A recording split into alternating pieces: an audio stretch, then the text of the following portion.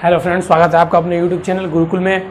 आज गुरुकुल में हम बात करने वाले हैं क्लास 12 के थर्ड चैप्टर वैद्युत विभव के बारे में।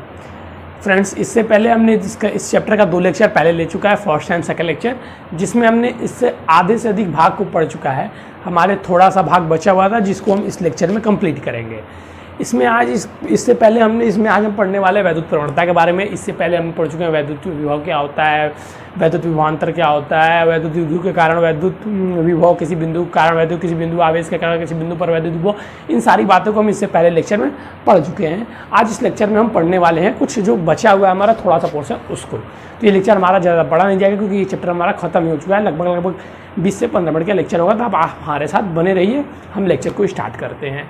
फ्रेंड, इससे पहले अगर आप हमारे इस चैनल पर नए हैं तो चैनल को प्लीज़ सब्सक्राइब कर लीजिए, बेल आइकन को दबा दीजिए और वीडियो को लाइक कर दीजिए और शेयर कर दीजिए, ताकि इससे अगर आप हमारे बेल आइकन को दबा देते हैं तो हम जब भी नए वीडियो को डालेंगे, आपके बोर्ड से रिलेटेड, आपके टॉपिक से रिलेटेड, आपके क्लास से रिलेटेड जितनी भी अच्छी अच्छी महत्वपूर्ण जानकारियाँ हैं, आपको तुरंत नोटिफिकेशन मिल जाएगा, जिससे कि आप उस वीडियो को देख पाएंगे। वो वीडियो आपसे मिस नहीं होगा। तो आइए हम स्टार्ट करते हैं चैप्टर को। फ्रेंड्स, तो आज हम पढ़ने वाले वैद्युत प्रवणता। आज का हमारा पहला टॉपिक है वैद्युत प्रवणता।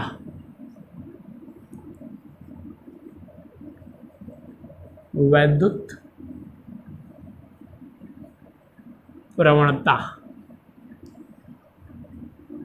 देखिए फ्रेंड्स, आज से पहले आपने क्लास 9th 11th में वैद्युत प्रवणता शायद 11th में सुना होगा, लेकिन आपको ध्यान नहीं होगा। मैं आपको ट्रिक बताता हूँ। जैसे देखिए, हम लोग दर निकालते हैं किसी चीज़ की। जैसे आपको बोल देगा, समझिएगा ध्यान से जो मैं बोल रहा हूँ। जैसे मान लीजिए आपको बोल दिया कि किसी भी चीज़ की मान लीजिए दर बोल दिया, तो हम क्या करते हैं बटे समय। मान लीजिए बोल दिया बटे, हम क्या कर देते हैं समय। ठीक, मान लीजिए बोल दिया दूरी की दर, दूरी की दर, तो हम क्या लिखते हैं दूरी की दर, तो हम क्या लिखेंगे दूरी बटे समय। कुछ भी हो, दर मतलब हम समझते हैं, दर मतलब हम समझते हैं बटे में समय। समझते हैं कि नहीं समझते हैं? दर मतलब बटे में समय। ये चीज आप सभी को पता होगी, ठीक है। ठीक उसी प्रकार बच्चों, प्रवणता।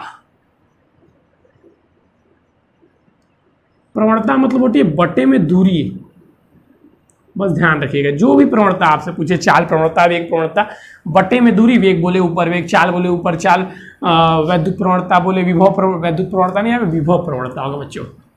विभव के बारे में पढ़ रहे हैं ना, विभव प्रवणता। तो यहाँ पे विभव हो जाएगा।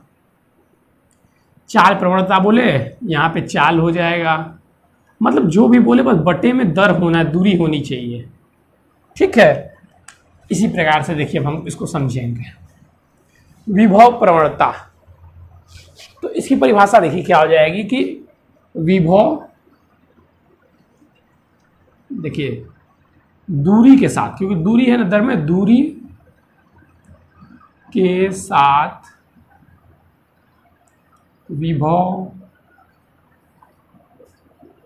परिवर्तन की दर को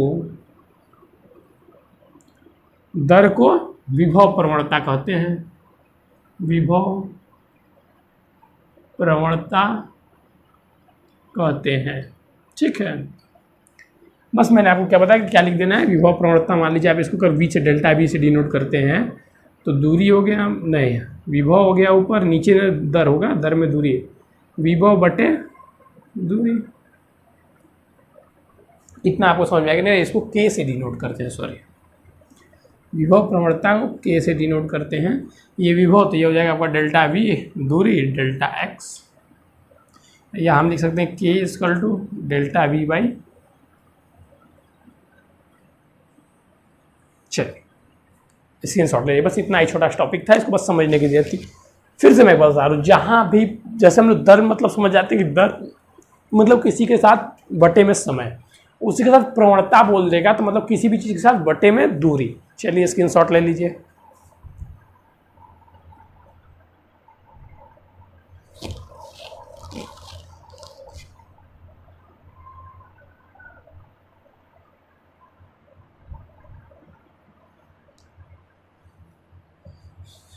चलिए अब देखिएगा, हम निकालने वाले हैं वैद्युत क्षेत्र की तीव्रता तथा विभव में संबंध, या विभव प्रवणता तथा वैद्युत क्षेत्र की तीव्रता में संबंध, जो भी आप कहिए। देखिए इसको हम कैसे लिख सकते हैं, इस टॉपिक को वैद्युत विभव, ठीक है, या ब्रैकेट में लिख लीजिए, या विभव प्रवणता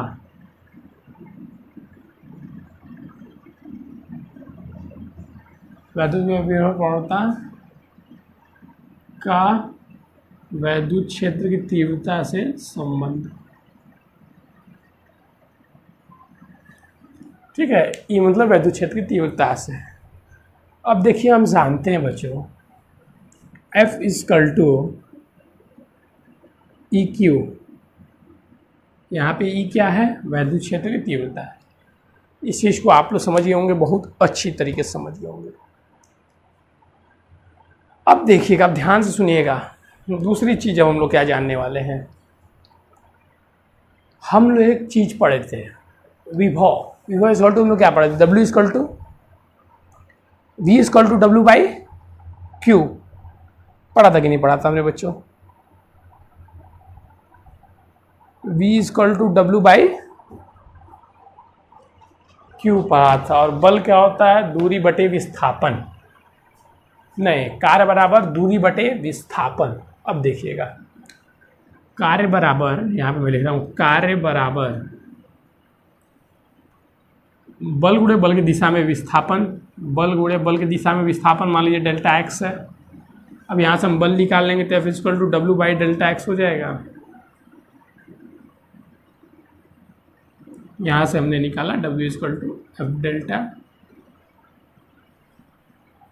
अब देखिए हमें किसमें संबंध निकालना है, इसमें और इसमें। अब हम इस Q को इधर ला देंगे, W बाई Q, नॉट नहीं, यहाँ पे Q रखिए, W by Q equal to delta X equal to E। अब देखिएगा बच्चों, प्यारे बच्चों, हम लोग जानते हैं V equal to W by Q, विभव बराबर हम लोग जानते हैं, यहाँ बन रहा है W बाई Q, हम लिख सकते हैं V बाई, यहाँ पे डेल्टा W भी डाल सकते हैं, डेल्टा V भी आ जाएगा, जो भी आप करना चाहें। ठीक है, अब इसको आप चाहें तो आप लिख सकते हैं E इक्वल टू, लिख सकते हैं कि नहीं लिख सकते हैं। इससे पहले हमने क्या पढ़ा था, विभव परिवर्तन की दर को डेल्टा एक्स कहते कि नहीं कहते हैं। चलिए इसको आप मत लिखिए, बस यहीं तक डिराइव कीजिए, पेपर में आप कंफ्यूज हो जाएंगे। ठीक है, ये देखिए हमने संबंध निकाल दिया है, विभव तथा वैद्युत क्षेत्र तीव्रता में। इंपॉर्टेंट संबंध है, नोट कर लीजिएगा। बस यही सब छोटी छोटी टॉपिक थी। अब देखिए कि इंपॉर्टेंट टॉपिक है, जो आपकी लास्ट टॉपिक है, बस आपकी कहानी यहीं पे ख़त्म। चलिए कर लीजिए, फिर मैं बताता हूँ। अब देखिए आपका एक टॉपिक है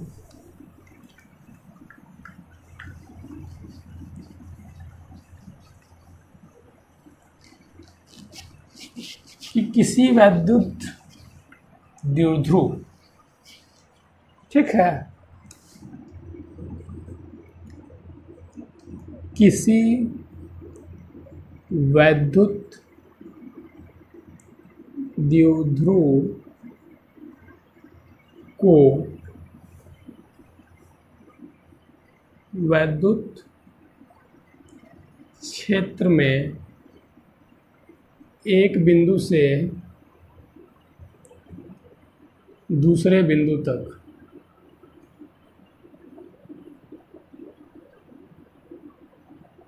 घुमाने में किया गया कार्य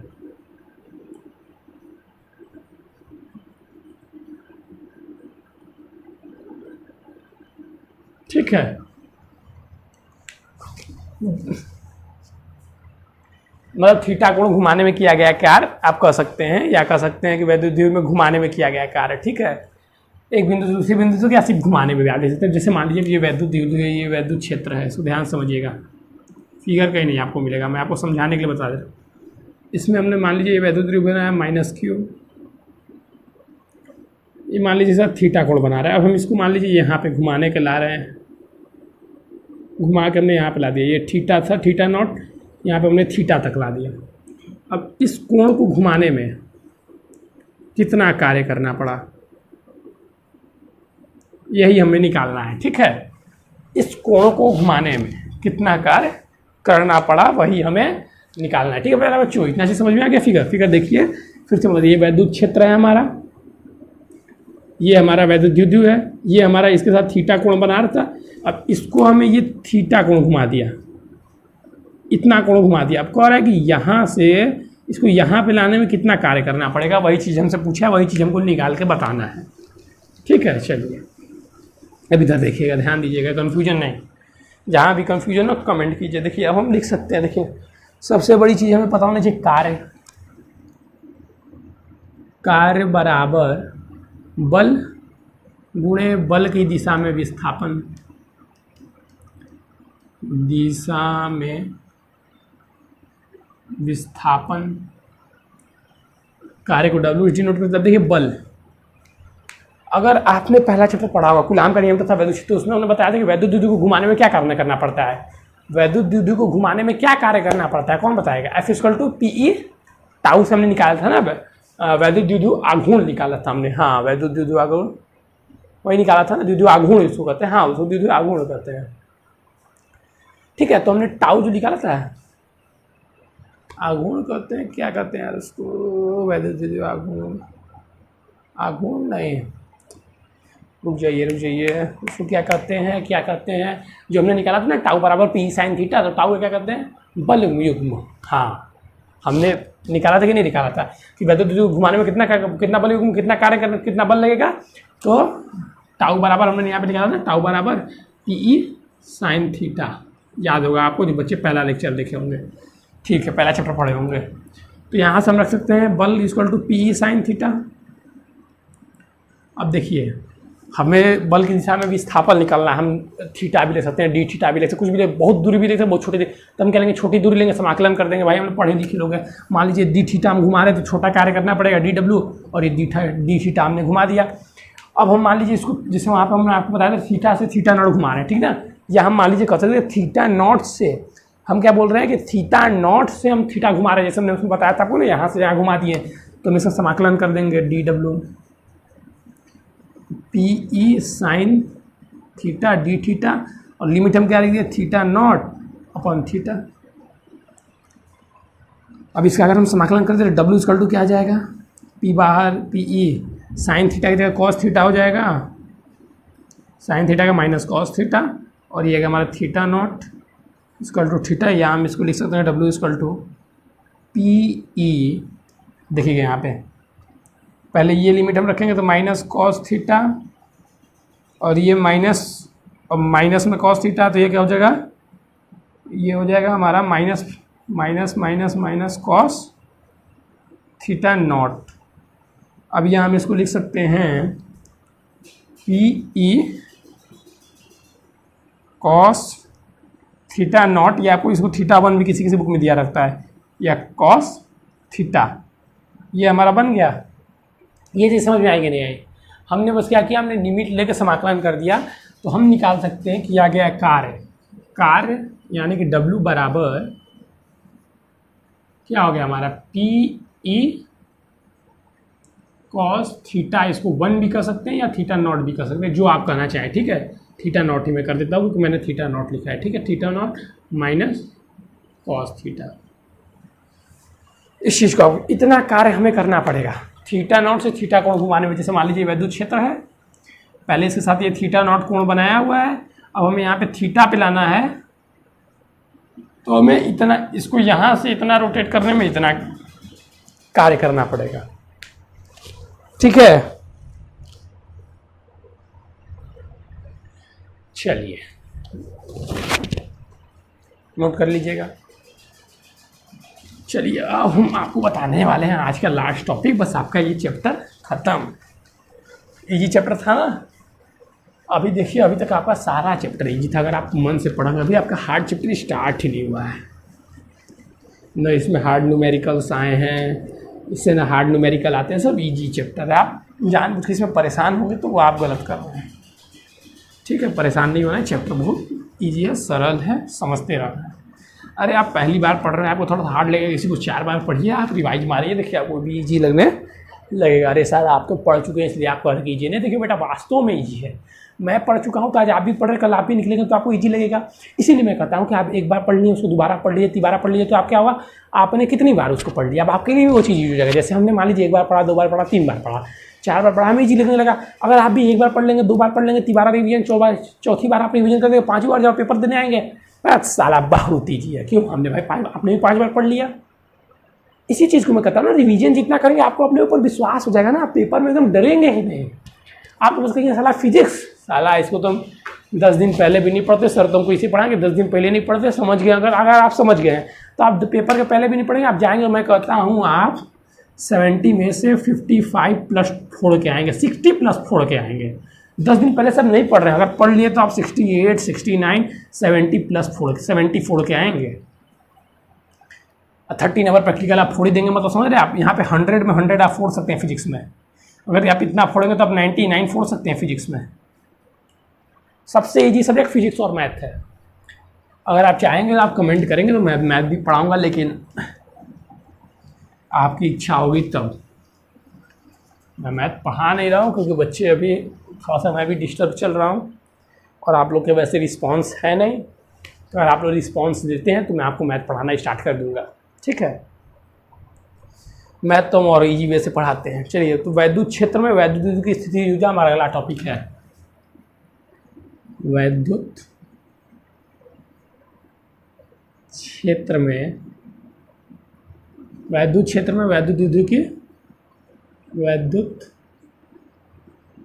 द्विध्रुव की स्थितिज ऊर्जा।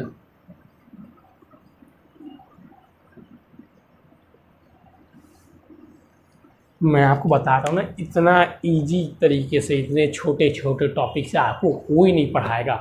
अगर आपको यहाँ पढ़ाया जा रहा है तो आप पिछला रिवाइज करते चलिए, आगे का इसका पढ़ते चलिए। मैं बता दिया हूँ आपको कि नवंबर तक मैं सिलेबस आपका ख़त्म कराऊंगा, फिर मैं 1 शॉर्ट वीडियो लेके आऊँगा।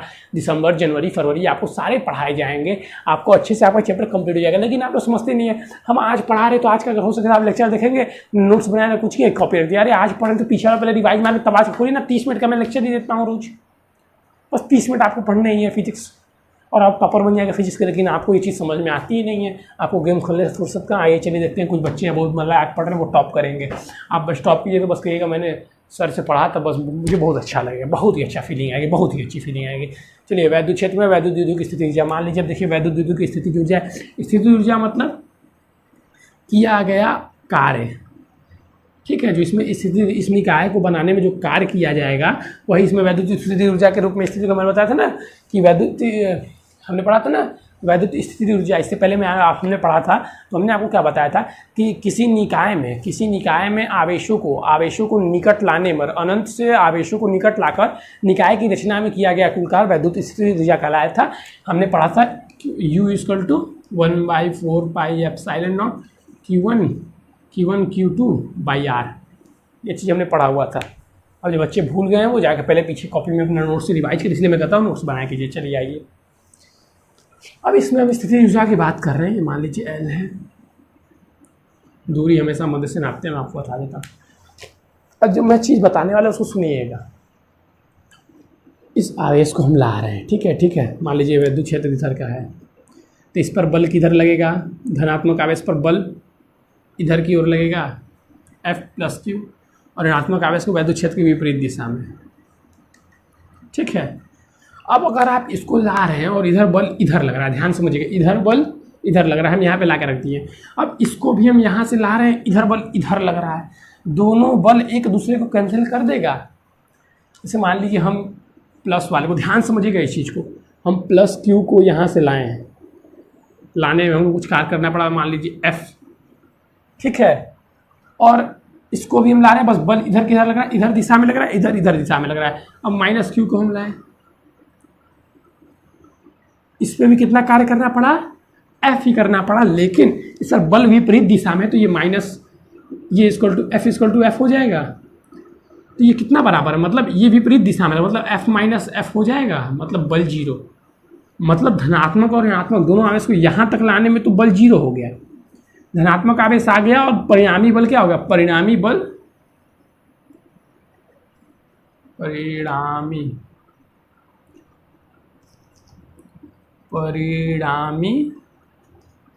क्या हो गया, शून्य हो गया।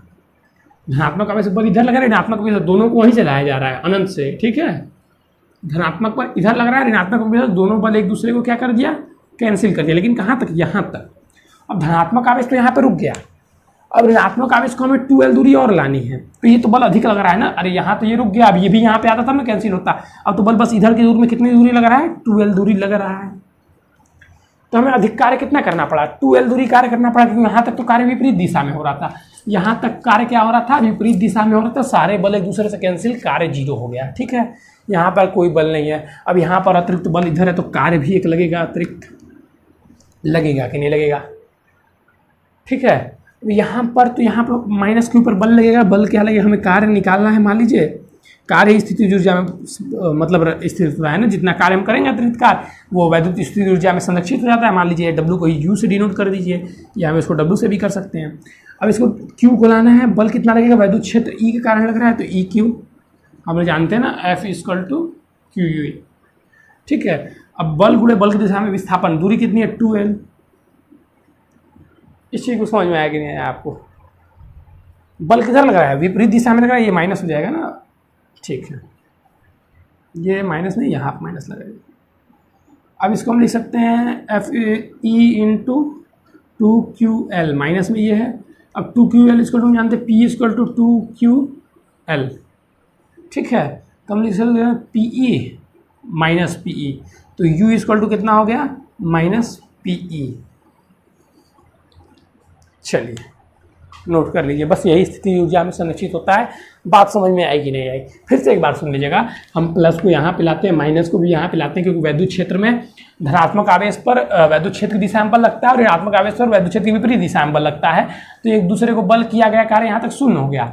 अब हम धनात्मक आवेश को तो यहीं छोड़ दिए, लेकिन किसको हम चले, ऋणात्मक आवेश को। तो अधिकतम दूरी कितनी चली, 2L दूरी चली, तो 2L दूरी चलने में कितना कार्य लगा हमारा, इतना कार्य लगा। इतना ही कर क्या होगा, इतना ही कार्य जितना हमें करना पड़ा, वही वैद्युत क्षेत्र मतलब वही स्थिति ऊर्जा वैद्युत ऊर्जा में संरक्षित हो जाएगा। मतलब स्थिति ऊर्जा कितनी हो गई, G हो गई। जितना कार्य किए वही स्थिति ऊर्जा में संचित हो गया, तो ये हमारा कार्य हो गया। चलिए अब देखिए एक पॉइंट और आता है कि जैसे मान लीजिए, समझिएगा क्वेश्चन को। अब ये क्वेश्चन है आपका, ठीक है, क्वेश्चन टाइप से ही है, लेकिन डिराइवेशन में भी कभी कभी पूछ देता है। एक बार पूछा था, शायद 16-17 के करीब पूछा था, ठीक है। ये क्वेश्चन इंपॉर्टेंट है, समझिएगा। अब देखिए हमसे मान लीजिए क्वेश्चन मैं पूछ रहा हूँ आपसे, आप ही बताएंगे, आपके बुक में अगर डिराइवेशन भी दिया हुआ तो ठीक है। मान लीजिए कि हमने, ये हमारा वैद्युत क्षेत्र है, ठीक है। ये मान लीजिए हमारा वैद्युत द्विध्रुव है, -Q + Q। ये थीटा है, θ0 है, हम इसको घुमा दिए यहाँ पे थीटा तक, ठीक है, +Q -Q। तो अब पूछ रहा है कि अब संचित ऊर्जा की, संचित स्थितिज ऊर्जा कितनी हुई। तो ये देखिए हम परिणामी स्थिति ऊर्जा निकालते हैं, परिणामी स्थिति ऊर्जा हम निकालेंगे। तो परिणामी स्थिति ऊर्जा कितनी आ जाएगी, एक तो कार्य देखिए हम क्या बताए थे, जो कार्य करते हैं वही वैद्युत स्थिति ऊर्जा में संरक्षित होता है। तो एक हम जो निकाले थे U + W हो जाएगा। U का मान हम कितना निकाले थे, -PE, W इसमें कितना कार्य करना पड़ेगा घुमाने में, सबको पता है भाई, एक हम ही थोड़ी ना जानने वाले हैं। PE और मान लीजिए यहाँ पे क्या हो जाएगा हमारा cos θ0 - cos थीटा। ध्यान सुनिएगा, अगर मान लीजिए अब ये θ0 जो है, ये अगर वैद्युत द्विध्रुव हमारा समान स्थिति में है, ठीक है, ठीक है ना, यहीं पे है वैद्युत द्विध्रुव, +Q हो गया। यहाँ से अब थीटा हम घुमा रहे हैं समान स्थिति से, ठीक ना। तो ये θ0 = क्या होगा, 0। अगर 0 कर देंगे तो cos θ = 1 हो जाएगा यहाँ पे। तो -PE + PE1 - cos थीटा। तो ये क्या हो जाएगा, -PE + PE और -PE cos थीटा, कि PE से PE कैंसिल हो जाएगा, -PE cos थीटा। समझ रहे हैं, नेट ऊर्जा कितनी आ गई हमें घुमाने में किया गया कार्य, अगर हम घुमाते हैं तो नेट स्थिति ऊर्जा कितनी संचित होती है, इतनी संचित होती है। स्क्रीनशॉट ले लीजिएगा। समझिए कितनी स्थिति ऊर्जा संचित होती है। चलिए फ्रेंड्स, आज के लिए बस इतना है। ये भी चैप्टर आपका आज समाप्त हो गया, ठीक है। अब कल आप न्यूमेरिकल के वीडियो आपके आ जाएंगे, छोटा सा वीडियो रहेगा जिसके पीडीएफ में न्यूमेरिकल रहेंगे, आप उसको देख लीजिएगा। फिर हम आज अगली टॉपिक, कल से हमारी अगली टॉपिक स्टार्ट हो जाएगी। आज का चैप्टर बस यही तक था, हम आ जाएंगे चैप्टर 4 में। तो बच्चों देखिए, जहाँ तक पढ़ाया गया हम धीमे धीमे आगे बढ़ रहे हैं। न्यूमेरिकल जो डाल रहे हैं, देखिए आपको चैप्टर में पढ़िए चाहे मत पढ़े, जो न्यूमेरिकल जो क्वेश्चन मैं आपको देता हूँ वो आपको मुँह ज़बानी याद होनी चाहिए। वो इंपॉर्टेंट क्वेश्चन होते हैं, वो न्यूमेरिकल आपको सॉल्व करने आनी चाहिए, वो प्रोसेस आपको आनी चाहिए, सब छोटी छोटी बातें जो मैं बता रहा हूँ आपको आनी चाहिए। और देखिए बच्चे, अभी से लगे रहेंगे तो बाद में हमें कोई समस्या नहीं होगी। बाद में हमें 12-12 घंटे 15-15 घंटे पढ़ने की जरूरत नहीं है। अगर आज हम 6 घंटे 7 घंटे 8 घंटे पढ़ लेते हैं तो हमें बाद में जाके प्रॉब्लम नहीं होगी। हमें 12-12 घंटे पढ़ने की जरूरत नहीं है। और देखिए, मैं एक और बात आपको बताने वाला हूँ कि देखिए बच्चे, ऐसा क्या होता है ना, बच्चे वेट करते हैं कि मैं चैप्टर पढ़ लेता हूँ तो फिर प्रीवियस ईयर क्वेश्चन लास्ट में मेरा कोर्स खत्म हो जाएगा तब जाके मैं करूँगा। देखिए बच्चों, लास्ट में जाते जाते ऐसा होता है ना कि हमारे पास कोर्स ज़्यादा हो जाता है, पूरी बुक खत्म हो जाती है। पढ़ना तो हमें एक सब्जेक्ट है नहीं, हमें 5-5 सब्जेक्ट पढ़ना है, सबको रिवाइज करना आता है, हमारे पास वर्क बर्डन बढ़ जाते हैं, ठीक है। तो अगर हम अभी से प्रीवियस ईयर बुक ले लो और चैप्टर सॉल्व कर रहे हैं, प्रीवियस ईयर क्वेश्चन उसमें से निकाल के देखते रहें, तो हमें क्या होता है ना, उसको हम सॉल्व करने जाते हैं। नहीं तो अंत में क्या होता है कि हम जब सारा चैप्टर पढ़ लेते हैं तो देखिए बच्चों, कुछ भी होता है, क्वेश्चन प्रैक्टिस अलग चीज़ होती है। अगर हम क्वेश्चन प्रैक्टिस नहीं किए रहते हैं तो हमें क्या लगता है कि सारा हम पूरा चैप्टर पढ़ लिए, हमें प्रीवियस ईयर क्वेश्चन हो ही नहीं रहा है, मतलब हमको कुछ आ ही नहीं रहा है, तो इससे अपना कॉन्फिडेंस डाउन हो जाता है बच्चे, ठीक है। तो अभी से ही आप प्रीवियस ईयर क्वेश्चन ले लीजिए, आप उसको एक क्वेश्चन 2-2 क्वेश्चन चैप्टर वाइज जब चैप्टर खत्म हो उसको लगाना चालू कीजिए, ताकि अंत में जाते जाते आपके पास पर्याप्त समय मिले हर एक चीज़ करने के लिए। प्रीवियस ईयर भी आप रिवाइज कर सकें, जिससे आप बोर्ड में 95+ फोड़ सकें। तो चलिए बच्चों, आज के लिए बस इतना ही। Thank you, have a nice day.